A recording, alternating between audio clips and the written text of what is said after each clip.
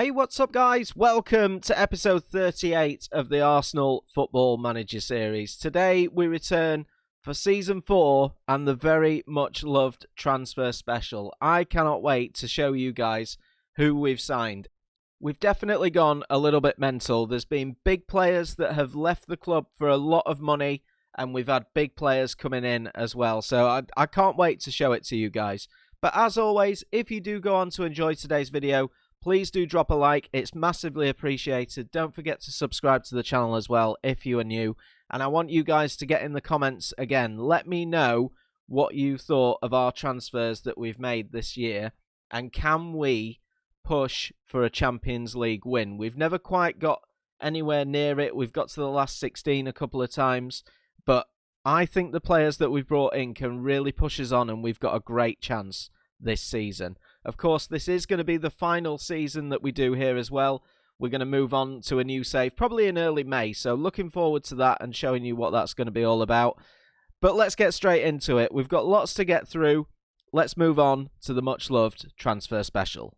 So let's start with the released players, and there's a huge player on here, Pierre-Emerick Aubameyang. We released from the club. He was out of contract in the summer.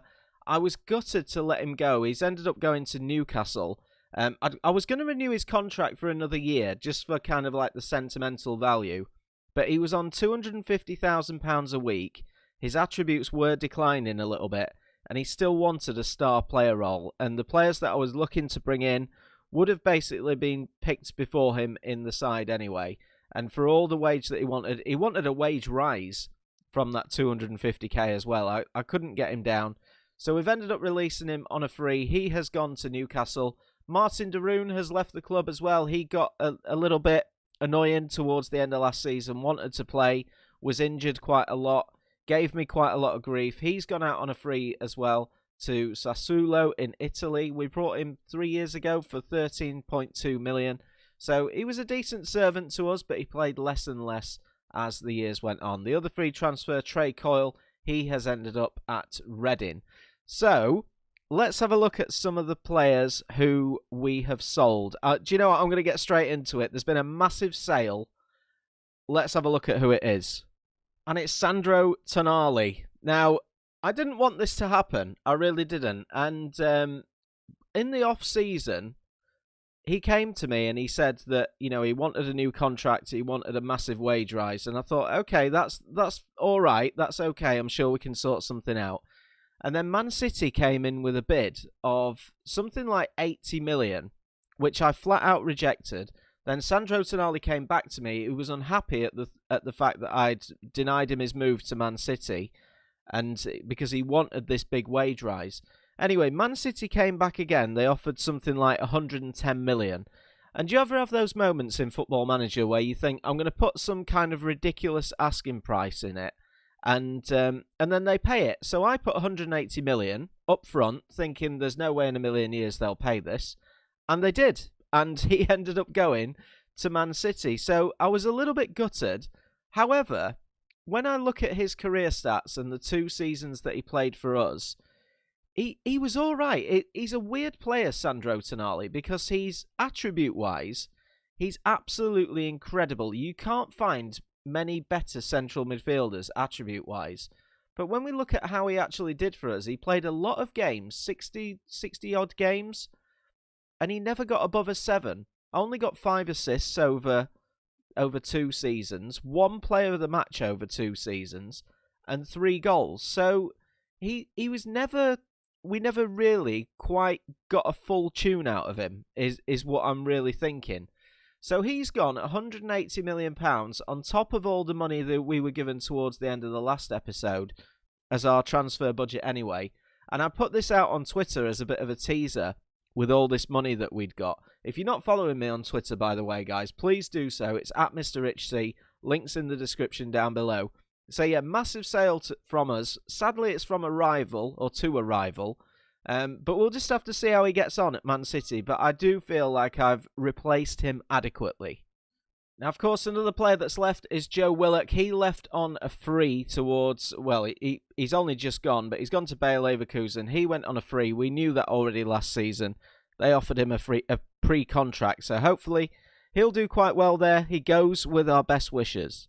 Another big sale out of the club is Rob Holding. He has gone to Roma. £23.5 million he went for. So again, that just adds to our massive transfer budget and the suspense that we're building. But he was a decent player for us. Again, he was a player who kind of filled in quite a lot. He made quite a few appearances in the first season for us. Got less and less as the years went on because we just had better defenders. So Rob Holding, he goes to Roma with our best wishes. Now, aside from Rob, there's no other big outs. The rest of them are either youth team players that are out on loan, gaining experience, all that good stuff, or free transfers that were just never going to be good enough to compete as part of this club. So they're the big ones. Let's get into the new signings. This is the bit that we're all here for. I'm going to do this in order of excitement, let's say, in order of my excitement. So let's have a look at who our first player is that we brought in. Now, of course, this is one that we already know about. Marcus Edwards, he comes in on a free transfer from Portugal. Attribute-wise, really good. 24 years old. He's going to be fantastic on that right-hand side. We'll probably play him as an inside forward. Brilliant dribbling, brilliant first touch, great technique, really good flair as well. I've got really high hopes for him in our final season at Arsenal, that he can really produce something special. Now, the next one is a wonder kid. We all love a wonder kid. Reinaldo Ortiz, who we brought from Atletico Nacional. He only cost us something like £1.5 million. Let me move back a screen and just check. 1 second. 1.8 million it was. I didn't want to spoil anything by flicking back the screens. 1.8 million, absolute bargain. 19 years old, Colombian, plays in that advanced playmaker role. He's going to get a bit of game time for us this season. You know, he is down as or classed as a Premier League standard player. 5-star potential, 2.5-star current ability. But some of his attributes that really stood out to me: 16 passing, 18 technique, 16 off the ball, 17 flair, 17 decisions, 15 composure for a 19-year-old is absolutely incredible. We're definitely going to see him this season. He will get some Premier League game time. Right, next up, the suspense is building. We have brought in Ibanez from Roma. £34 million he came in for. And I think this is a good buy. Obviously, we've lost Rob Holding to Roma. Rob Holding actually went after. Ibanez was our first signing of the window, because I knew that we really needed to improve that defence. And I just think he's got all the attributes to be absolutely fantastic for us. Of course, we've got Gabriel, we've got Saliba, we've got Milinkovic. So Ibanez is the fourth man in there, not necessarily of fourth choice. He will play a leading role this season. But he's down as an elite centre-back, 15 heading, 15 marking, 16 tackling, 17 anticipation, 16 determination, 16 positioning. He's a solid centre-back, and I think that he will really shore up our defence this season. So Ibanez comes in for £38 million. Let's have a look at the next one. Right, I'm going to do it by price now. Price and excitement. The next man in is Sebastiano Esposito. He is an elite striker. We've signed him from Inter Milan for £54 million. Again, a huge deal for us. The money was there. We wanted to get this done. Of course, we lost Pierre-Emerick Aubameyang, so Luka Jovic and Eddie Nketiah were the only strikers at the club. I wanted someone in. I wanted someone that looked as though they were really good. He's already scored a goal for us in the Community Shield off the bench. I have high hopes for him. He's incredible. 15 dribbling, 14 finishing, 15 first touch. His passing could maybe be a little bit better. He's got one or two things to work on. But physically, he looks great. He's rapid, 17 pace, 15 acceleration, great agility and balance, 16 composure, which is what we really want in front of goal as well. So Sebastiano Esposito comes in. A huge deal for us from Inter Milan. And the next one in is also from Inter Milan, Nicolo Barella. I wanted, and this is not the Tonali replacement, by the way. The Tonali replacement is coming next.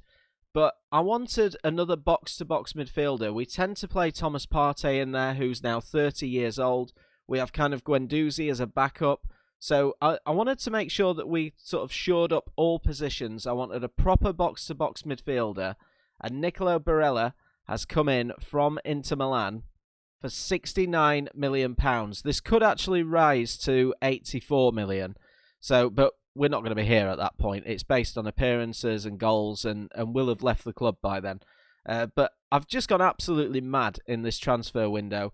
He's an absolute classic box-to-box, 4-star current ability. We think he's probably reached his potential. £215,000 per week. He played against Man United in the Community Shield as well. But 19 determination, 18 work rate. He's decent in front of goal as well. He's got good composure, brilliant passing, brilliant tackling. He's absolutely everything that I want in a box-to-box midfielder, and he will definitely start this season. So Nicola Barella is in. Another big fee, but there's one more. And this next one is the replacement for Sandro Tonali. And that man is Giovanni Reina, who we've brought in from Borussia Dortmund. He cost us £85 million, and he was basically the closest player that I could find in terms of ability to Sandro Tonali. I am training him at the moment, not training him, but his position is going to be that deep line playmaker in the middle of the park. He's 6 foot. Again, attribute-wise, he's got absolutely everything. 16 passing, 15 technique, 16 dribbling, 18 vision, 16 work rate, incredible physicals as well, 6 foot tall. And I just think that in terms of a replacement, I worked hard for a replacement for Tonali. I really did. Because when we lost him, I thought, are we going to find someone who is attribute-wise that good? And I think I've possibly found him. So I'm pretty happy with this buy. So that rounds up the whole of the transfer window. Here are a few more of the outs. You know, quite a few players going out on loan. Annoyingly, Ibanez, we purchased him on the 26th of June, so it drops in as last season. But we've spent a fortune, 210 there, plus the 38, which equals £248 million that we have brought in to this club. And then when we sold Sandro Tonali, 180 million plus 25, which is like 205 million. So we've spent probably about 50 million-ish, maybe a little bit less. I can't do maths off the top of my head. But those are the signings. Let me know what you think about them down in the comments section. I'm really excited for this season.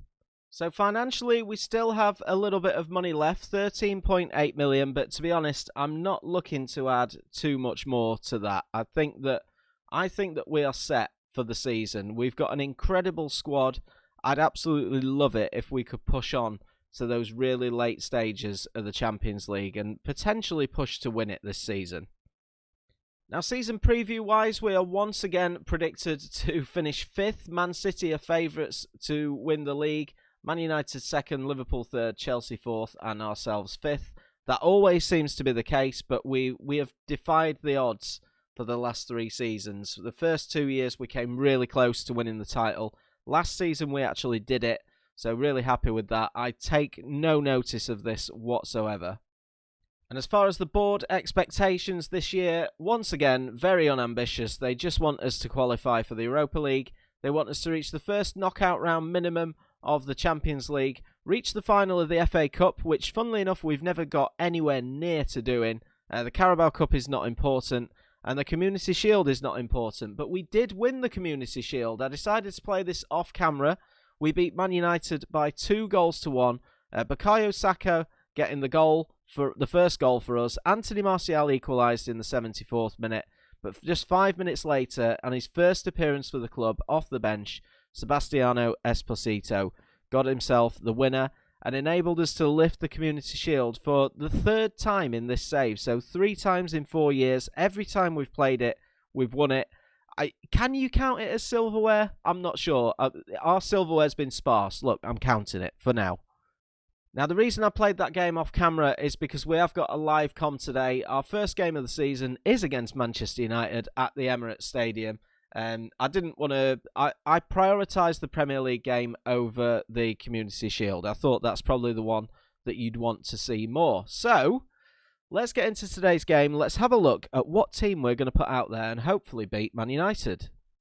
Now, we're definitely going to have a few of the new signings on show today because, it wouldn't be a new season transfer special if we didn't stick them in the team, would it? So this is how we're going to line up. Ramsdale starts in goal. Bellerin, Milinkovic, Gabriel and Taylor at the back. Reina and Barella will start in central midfield. Saka on the left. New signing Edwards on the right with Aouar through the middle. And Esposito starts up front. His first start for us, of course, he came off the bench in that Community Shield.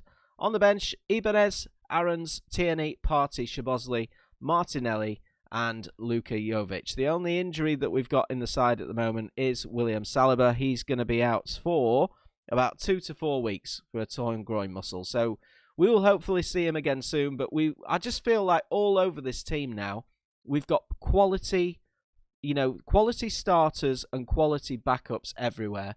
So I'm really hopeful for a good season. Let's get into this game against Man United. Fingers crossed, pick up 3 points. Oh, I love a new season. I really do. Here's that lineup again that we've got. It just looks quality. There's not even that many players from the originals still here. Here's the Man United lineup. Looks a little bit different. Ødegaard in there. Dodo at right back. Didn't quite catch all the other ones. Of course, the league table is currently irrelevant. Big first game of the season. United playing in their weird zebra kit. Come on, boys. Let's get into it. Let's start with a bang. Now, of course, we did start absolutely brilliantly with an early goal in the Community Shield from Bukayo Saka, but it's United who are going to be in the ascendancy. I think that it will take 1 or 2 of the players a little bit of time to settle in as well. We've not made a huge amount of signings, but a lot of them are starting today, and the game is pretty even as we go into half-time. 0-0. Hopefully we can have a good second half. I think there's probably, if anything, there'll be 1 goal in it.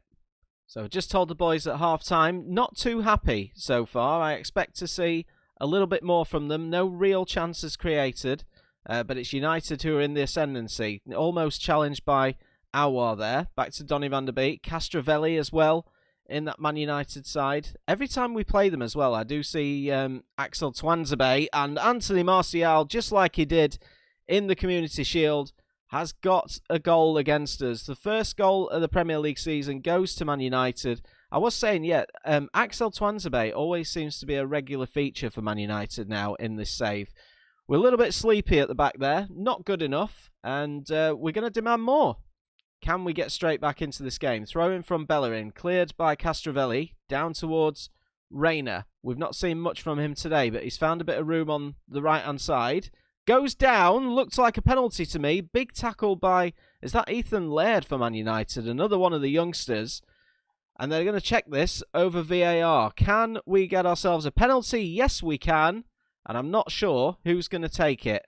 It's going to be Esposito, who hits the post, but the rebound is put in by Reina. Oh, dear me. I thought that the young lad had messed it up.